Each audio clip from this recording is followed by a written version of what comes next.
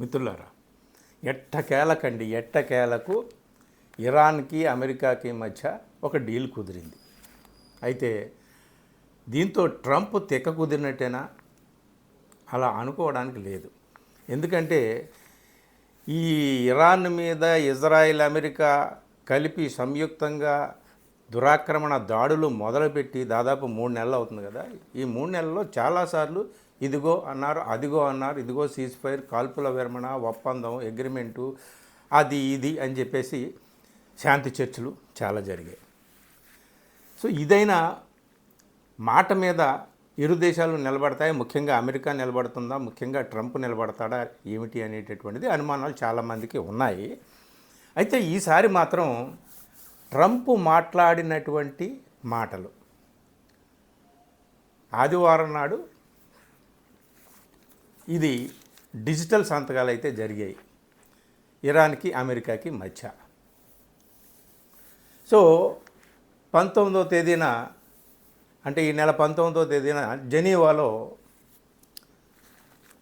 ఇరు పక్షాలకు సంబంధించినటువంటి ప్రతినిధులు స్వయంగా సమావేశమై స్వయంగా స్వహస్తాలతో ఈ ఒప్పందం మీద సంతకాలు పెడతారు. అంత బాగానే ఉంది. ఇండియా పాత్ర ఏంటి, మన ఇండియా పాత్ర ఏంటి, మన ఇండియా అధినాయకుడు నరేంద్ర మోడీ గారి పాత్ర ఏమిటి అనేటటువంటిది ఈ వీడియోలో చివరిలో ఒక మాట చెప్పుకుందాము. అతి కీలకమైనటువంటిది అది. ఇప్పుడు ఈ డీల్ 2 నెలలు అంటే 60 రోజులు అంతా కూడా ప్రశాంతంగా ఉంటుంది. హోర్ముజ్ జలసంధి ప్రశాంతంగా ఉంటుంది, గల్ఫ్ ప్రశాంతంగా ఉంటుంది, ఓమన్ జలసంధి ప్రశాంతంగా ఉంటుంది. అక్కడ ప్రశాంతత ఏర్పడితే ప్రపంచం అంతా కూడా కాస్త ఊపిరి పీల్చుకున్నట్టు ఉంటుంది.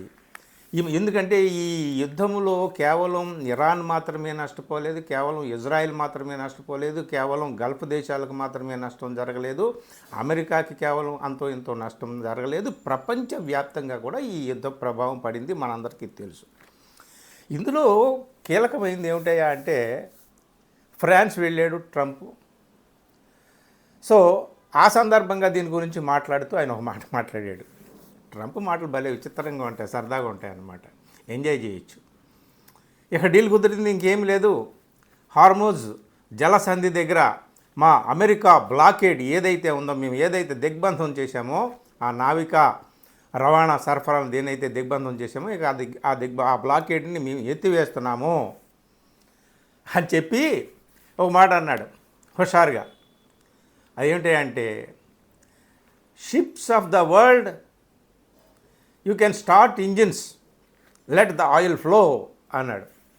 ప్రపంచ దేశాలారా మీ నౌకల ఇంజిన్లు స్టార్ట్ చేసుకోండి, ఆయిల్ ఉప్పొంగాలి హోర్ముజ్ జలసంధి దగ్గర అన్నాడు. ఇక ఆ తర్వాత ఆయన ఇంత ఉత్సాహంగా చెప్పాడు కాబట్టి మనందరం కూడా ఇంకేమీ లేదు. ఈ 2 నెలలు ఏమీ జరగదండి. ఈ 2 నెలలు ఇరు పక్షాల మధ్య ఉన్నటువంటి వైరుధ్యాలు పరిష్కరించుకోవడానికి, ముఖ్యంగా అమెరికా ఏం కోరుకుంటుంది, ఇరాన్ ఏం కోరుకుంటుంది, ఏమిటి అనేటటువంటిది కీలకమైనటువంటి కొన్ని డిమాండ్లు ఇరాన్ ఉంది. వాటిల్లో అతి కీలకమైనది ఏమిటి అంటే, ఈ యుద్ధాన్ని మీరు ప్రారంభించారు, ఇది దురాక్రమణ దాడి, ఇది యుద్ధం కాదు.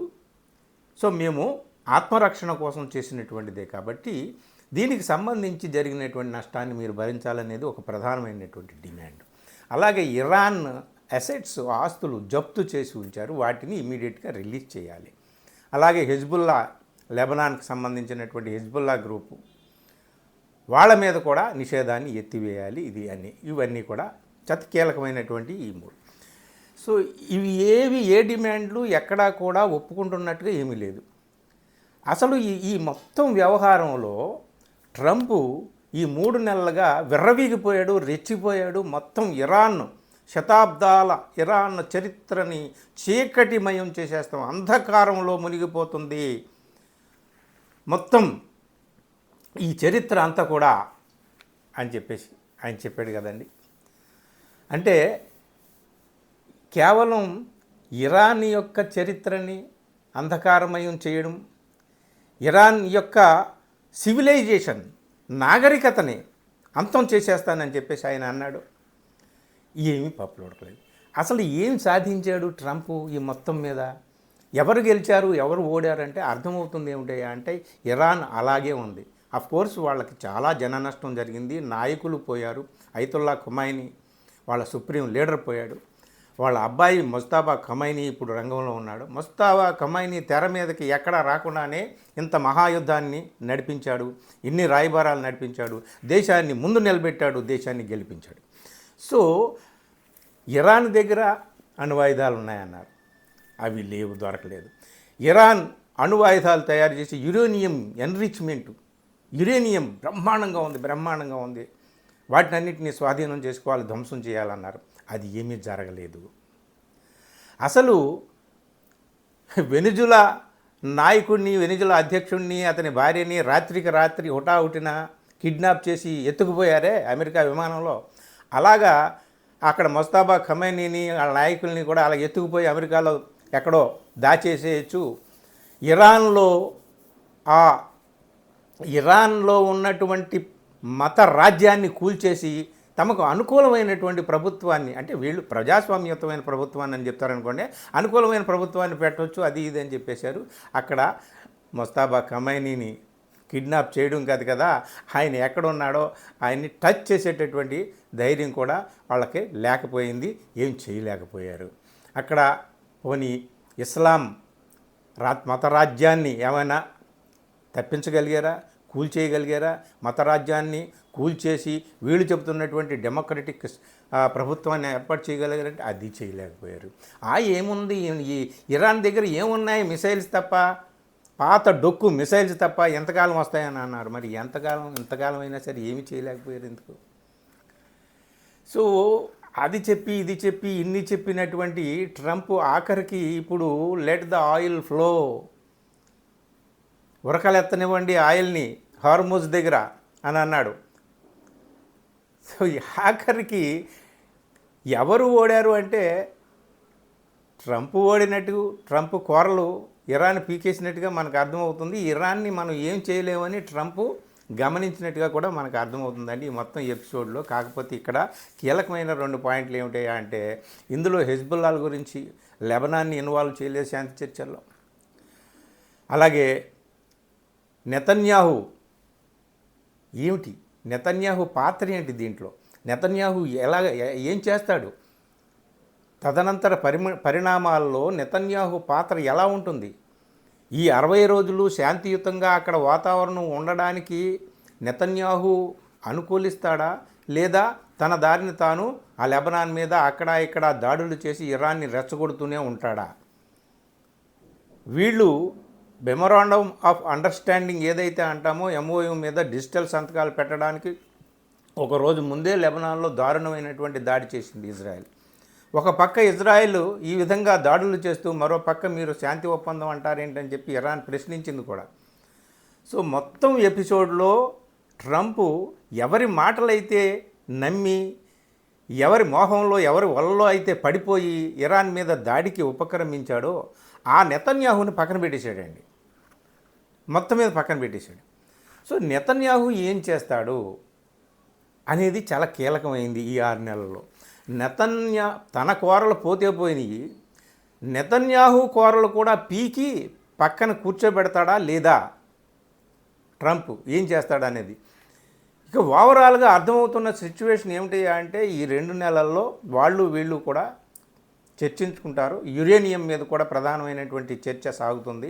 ఎంతవరకు వాళ్ళ దగ్గర ఉంది, ఎంతవరకు వీళ్ళకి అప్పచెప్తారు ఏమిటి అనేటటువంటిది. ఈ ఇమీడియట్గా అక్కడ ఆ హోర్ముజ్ జలసంధి దగ్గర బ్లాకేడ్ని తీసేస్తామని అన్నప్పటికీ కూడా కొంత టైం పట్టవచ్చు. టోల్ ఫ్రీ అని అన్నాడు అనమాట ట్రంప్. ఇక టోల్ ఫ్రీ, ఇష్టం వచ్చినట్టు అటు ఇటు నౌకలు విహరించవచ్చు, మీ యథేచ్ఛగా మీరు మీ రవాణా వ్యవహారాన్ని నౌకల మీద సాగించుకోండి అని చెప్పేసి ఆయన చెప్పాడు.